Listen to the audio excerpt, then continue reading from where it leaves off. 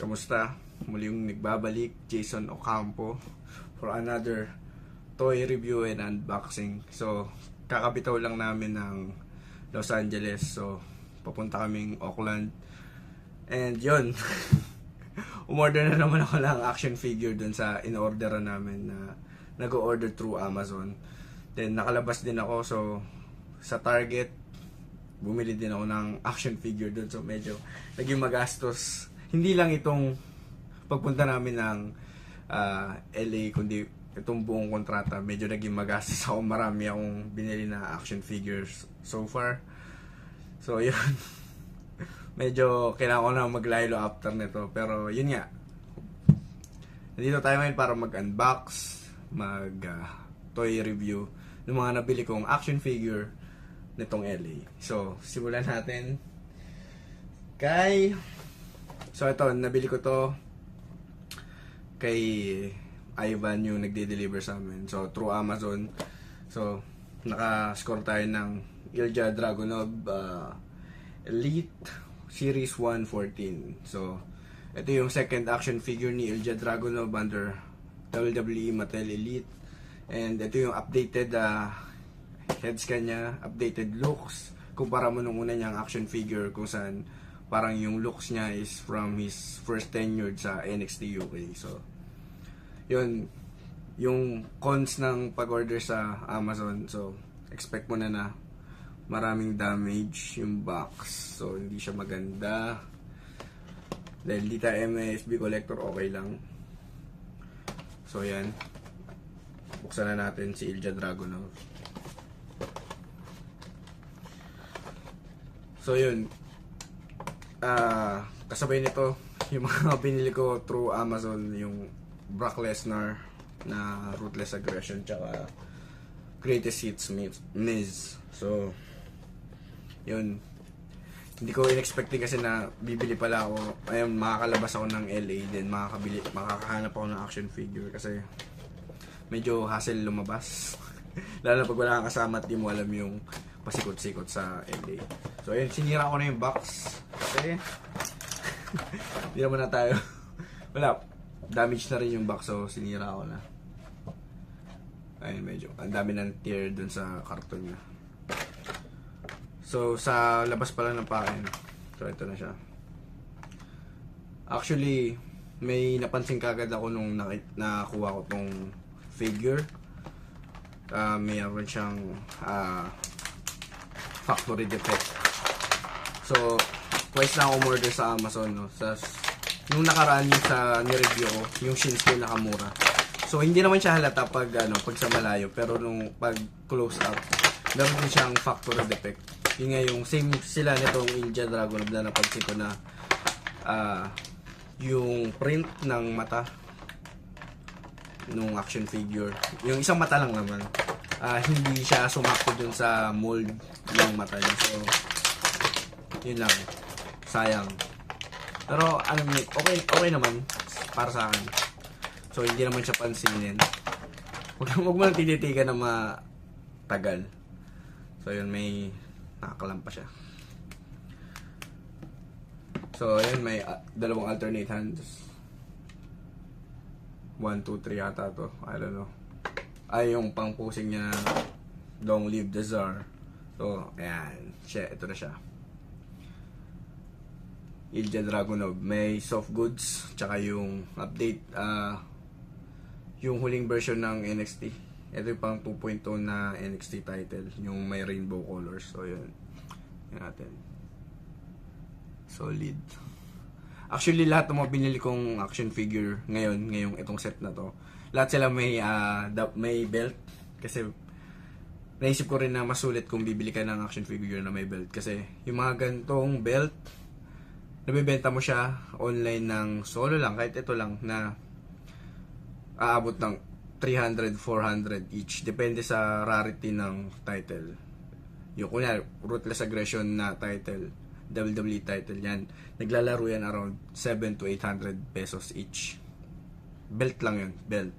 So yun, naisip ko na if ever, mas maganda bumili ng action figure na merong belt para kung magkagipitan if ever, pwede ko siya mabenta. So, malaking price din. So, parang ano to freebie na rin 'di ba? So, ayun, meron siyang soft good clothes. Tanggalin natin. Itong clothes na to, pwede to kay Seth Rollins kung may Seth Rollins kayo. Kasi ang ganda nung fabric. And wait lang, tanggalin ko muna siya. Okay. Design pala to. Akala ko ba't parang hindi pantay. So, ayun, design. Parang meron siyang pakpak dito. Natanggalin natin, no? So far, okay naman siya. Kasi meron akong nakita sa post sa Facebook, parang sa toy group internationally, parang may problema siya dun sa India niya na nakuha, na parang same right hand yata yun or something. Same right hand, same left hand. So, okay. Uy, what this? Okay. Kala ko may problema sa... Oh, wait lang. Parang may problema nga. Hindi. Okay. Normal. Kala ko may problema sa paa eh. So, ayun. Tight joints, of course, brand new. So, ayun. Nandito yung parang ano niya. Parang Russian, kung ano naman to. Ayun, ito yung sasabi ko na sa face cam niya. Ewan ko makikita sa camera. Pero yung itong mata niya na sa kabila, hindi siya nag-fit dun sa mismong eyeball, yung mold ng mata. Kaya, pero kung sa malayo, pag sa malayo naman, okay naman siya. So, hindi ko na siya, hindi ko na siya po problema. So, ayun, ang ganda na action figure na to. Kasi, ako nangongolekta din ako ngayon ng lahat ng mga naging NXT UK. So, meron na ako nito. Ilja Dragunov, meron na akong Pete Dunne. Then yung Tyler Bate, sayang kasi nung parang nandito na kami sa LA, tsaka lang siya naging available through Amazon. Tsaka yung Jey Uso na elite niya yung naka-color blue. So hindi aabot kung i-order ko siya. Sayang. Pero okay naman. So ayun, double jointed. Ayun, updated na yun, double jointed. So ayun, overall, sulit na tong action figure na to kasi may accessories, may belt, tas updated. Yung figure niya, simple yung ano niya, yung formula. Maganda rin sana yung head scan. Maganda yung head scan niya, pero sayang hindi nag-fit yung sa isang mata. Same siya nung Shinsuke Nakamura ko. Actually, nung after ko lang siya i-review, tas doon ko lang chinek ng mas doon ko lang nakita na meron ngang factory defect yung mata. So, sayang. Pero okay lang. Tingnan natin kung makatayo ba to. Parang ang weird nung isang paa niya ba. Hindi ko alam kung factory defect din ba to. Pero okay naman. Nakakatayo, pero yeah. O siguro kailangan ko lang galaw-galawin. Okay. Yeah. So yun, Ilja Dragunov. Solid figure. Sayang. Solid figure to, pero yun, nakuha natin may factory defect. Malay mo, makascore tayo ng heads ka nito few years from now. Meron siya Shopee, parang yung Chinese na nagbebenta ng mga parts ng action figure o head scan. Minsan parang kinikitbash nila yung mga action figure, inuutay-utay. Tapos nilalagay yung ibang parts sa mga ibang wrestler. So yun, ito na Ilja Dragunov with NXT champion. Solid yung belt. Actually, yun din yung rason kung ba't ko siya binili. Pag-isipan ko kung siya o si Bron Breakker yung order ko. Pares naman sila NXT, so next time na yata si Bron Breakker. Pares sila ang NXT UK champion. Si Bron Breakker yung huling NXT UK champion nung tinalo niya si Tyler Bate para sa unification. So, counted siya. So, next figure natin, with belt again. Greatest Hits The Miz 2010. So, yung sa description niya dito sa box, I think ito yung attire niya na kinalo niya si John Cena nung WrestleMania. So, wala pa akong Miz na action figure. So, naisip ko bili na rin to. Tsaka kasi yung target ko talaga dito is yung WWE Champion. Kaya ako siya pinili. Imbes na bumili ako ng mga iba pang action figure like Braun Breaker, yung mga nasa listahan ko, Adam Copeland. So, yun. Ang pinag-iisipan ko rin kasi meron yung 2-pack na Randy Orton, then CM Punk na may WWE. Kaso, nagbabago kasi yung presyo niya sa Amazon. So, parang lumampas na siya naging $45. So, parang feeling ko hindi sulit dahil nga basic siya. Then, feeling kapresyo na siya ng ibang UE. Actually, yung UE, sa ibang UE sa Amazon, kung wala lang patong tsaka tax, tsaka delivery fee, mura lang eh. Parang around $32. So, kung ikukumpara yun sa pera ng Pinas, nasa 1.5, 1.7, parang ganun lang. Plus, mabibenta mo siya sa Pilipinas, mga 2.7, 3,000, mga ganun. Actually, nung lumabas ako sa Target, may nakita akong Dusty Rhodes na UE around $33 sa Target. Pero hindi ko na kinuha yun kasi feeling ko, bubili na ako ng Brock Lesnar na UE. So, sa sunod lang. Di rin ako masyado sa Legends. Unless may kailangan ako doon sa Legend na yun. So, ito. I-unbox na natin si The Miz. Ayun. Sira din yung packaging. Okay lang.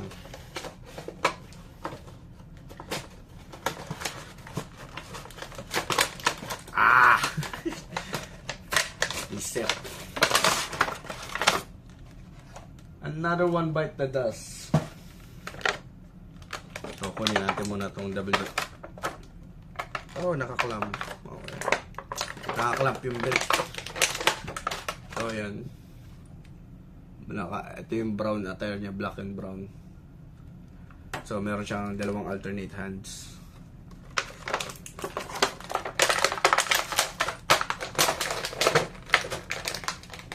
Ito natin naman itong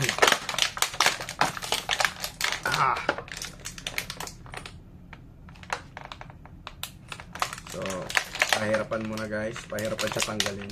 Ano ba ito? Nakakulam yung paa niya. Tanggalin natin yung belt. Uy, masisira yung belt. Wag. So, yan. Kukunin na natin yung yung rason kung bakit natin siya binili. Ano ba to? Oh! Nice. Itong spinner belt na WWE action figure na kasama nitong action figure na to ay umiikot ang belt. So, literal na spinner siya. Ayun, umiikot. Kasi may mga version ng spinner belt na hindi umiikot. So, I think solid pickup to para sa akin. Actually, itong mga gantong belt,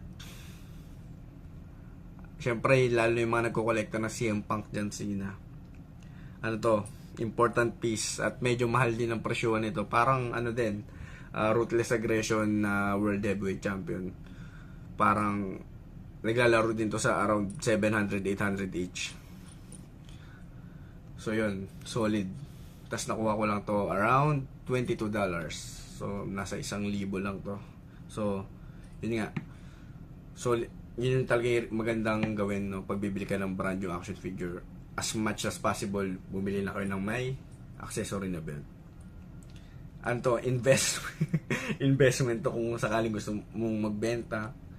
Pero ako hindi ko ibebenta to. Actually, maghanap ako ng isa pa or dalawa nito. Kasi, nagko-collect ako ng CM Punk. Tapos may John Cena din ako sa bahay. So, I think kung makakabili ako ng CM Punk na Ultimate Edition, yun, solid yun. Isa pa yun sa mga target ko talaga. So, ayun, ito yung action figure niya. Meron siyang, ano tawag dito? Rubber clothes.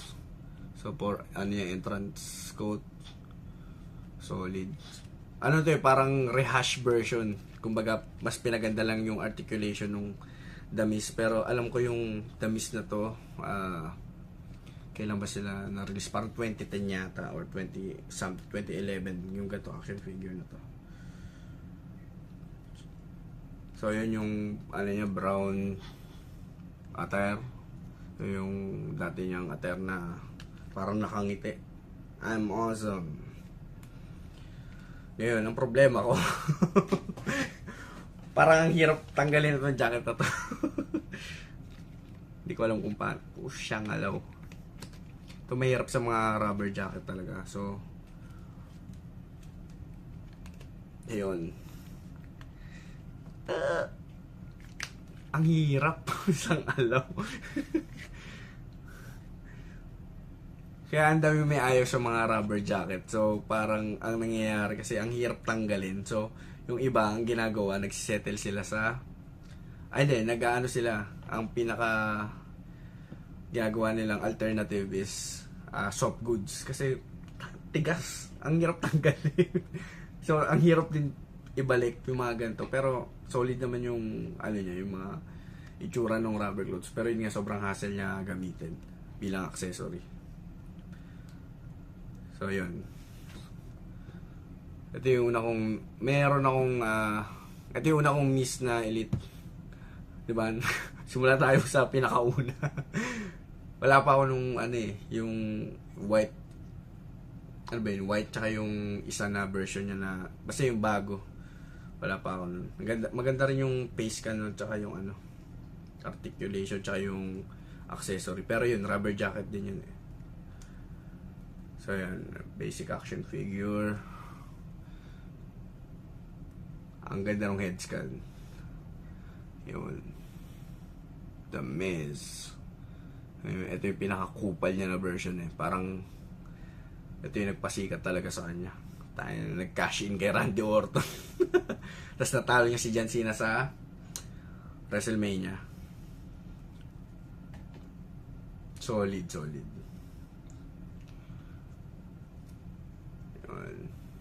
Medyo parang ano pa siya dito eh. Cruiserweight type pa yung itsura ni The Miz dito. Mukha siyang hindi main eventer.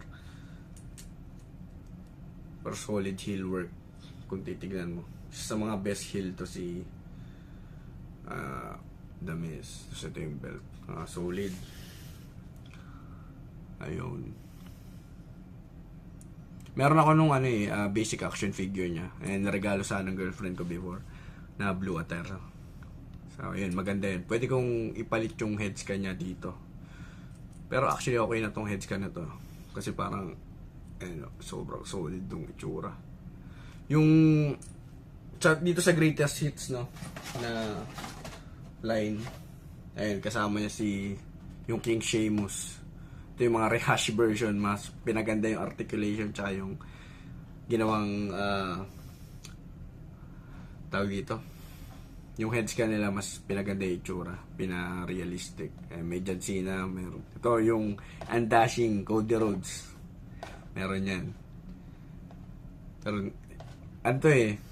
nung wala pa to, tapos sumikat si Cody Rhodes, isa yun sa mga parang must-have na Elite na for collector.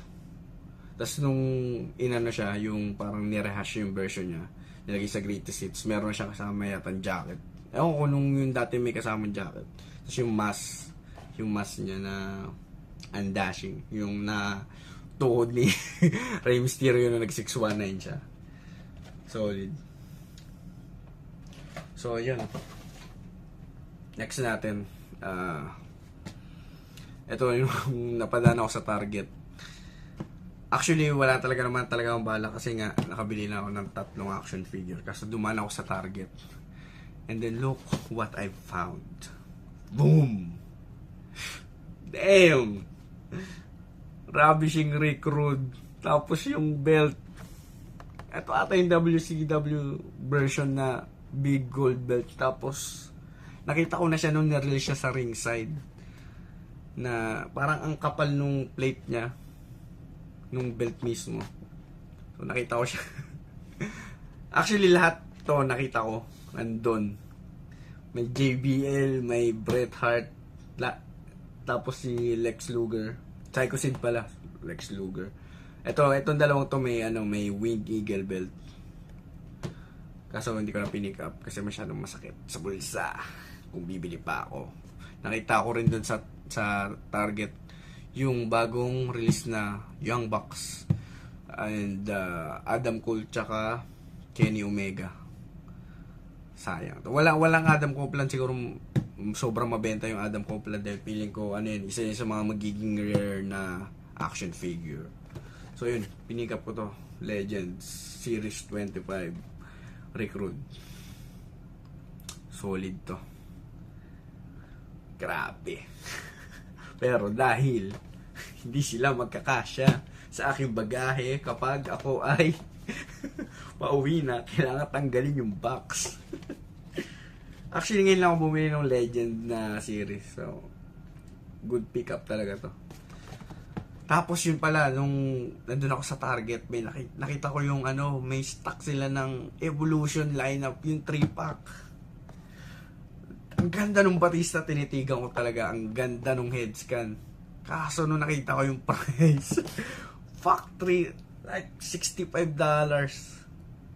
Parang kung ikukumpara hindi sa Pinas, parang 3,000, 3,500 yata yun. Nabitawan ko. Nabitawan ko yung action figure. Pero ang daming stock dun sa Los Angeles na Target. Nung sa pinuntahan ko, sabi ko, sayang. Next time. Pero yung ang kulit ng itsura ng Triple H. Parang hindi bagay yung mga soft goods na damit. Parang ang pangit. Tapos yung attire doon, tapos yung itsura doon ng Randy Orton, parang ang pinaka talaga doon, pinaka must have dun sa 3-pack na yun, yung Batista talaga, sobrang solid. Pero yun, dalawa lang binili kong action figure dun sa Target. Dahil ayokong mapabili na naman na sobra. Paano ba to? Ito sa gilid. Sirahin ko ba yung box? Sirahin ko yung box. Actually, may mga dent na rin yung box niya, so okay na. So, sana i-keep kaso what to do? Unboxing is life. Wala na, punit. Napunit na. Parang bili ba ako dun sa mga nag-DBIB, back and box na mga reseller na hindi ko alam kung paano nila kinikip yung box na sobrang ingat buksan. Ano naman? Sorry, Rick Rude. Sorry. So yun, lahat naman yata ng action figure ngayon may alternate hands. So solid. Ang ganda ng attire niya. Alam ko ito yung cheese version. Pero wow. Hindi ko nagkakamali. Hindi ko siya nasubaybayan na mag-wrestling. Pero yung nakikita ko kasi yung finisher niya yata yung neck breaker. Ang dami namang clamp nito. Alam ko yun yung finisher niya, yung neck breaker. Yung pagka gano'n niya, sasayaw-sayaw pa siya kaya magbago. Gawin yung finisher. Grabe, solid. Yan ang action figure. Ganda nung attire. Damn. Rick Rude. Grabe. Tapos ito, dito tayo mag-focus muna. Look at that big gold. Grabe. Alam ko, iba yung tsura nito kaysa dun sa existing na WWE na version na ng big gold. Kaya, nakakatuwa na nag-release sila ng WCW version nito. World Heavyweight Wrestling Champion. Ganda talaga. Pwede mo itong ilalagay ko to dun sa Triple H ko bago pero sobrang solid nung ganda. Pansin kong ganda nung yung texture ng belt ngayon Parang malambot na yung niya. So yun. Ganda, recruit. Super solid. Parang si Freddie Mercury. Yan. Grabe. Champion of Champions. Yan nalagay. Champion of Champions. Pwede itong Attorney Dolph Ziggler eh. Simply ravishing. Ang ganda. Oh. Simply ravishing sa boots. Grabe. Solid tong action figure na to. Kaya kinuha ko rin talaga, sabi ko. May dun eh. May mga, yung Bret Hart meron dun. May Psycho Sid. Tapos yung si Bradshaw, ang ganda nun eh. Kasi nung nakita ko yun sa ringside, nung pinost nila yung mga picture ng mga upcoming. Ang ganda. So, sobra. So, yun.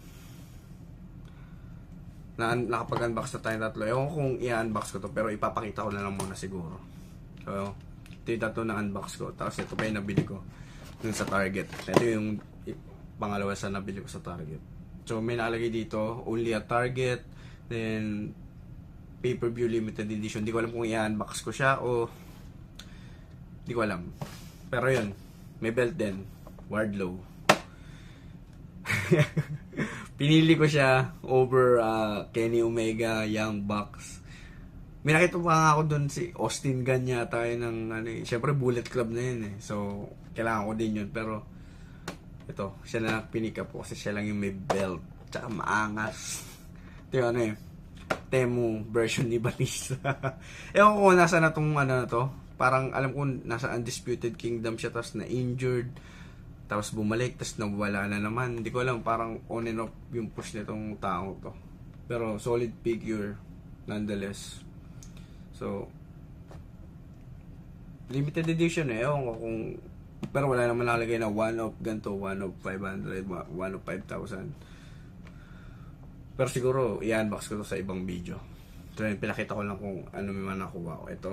Then, ito yung huli. Nag-iisang Ewing na bili ko ngayong kontrata. Bang! Ruthless Aggression. Brock Lesnar. Look at that. Look at this. Ayan. Money. 800 to 900 pesos. Actually, napamahal ako dito eh. Kasi may tax and may mga tax pa at pre-delivery. So, parang yung presyo nito, parang kapresyo lang din kung paano siya ibenta sa Pilipinas. So, around 2,733,000 yata to.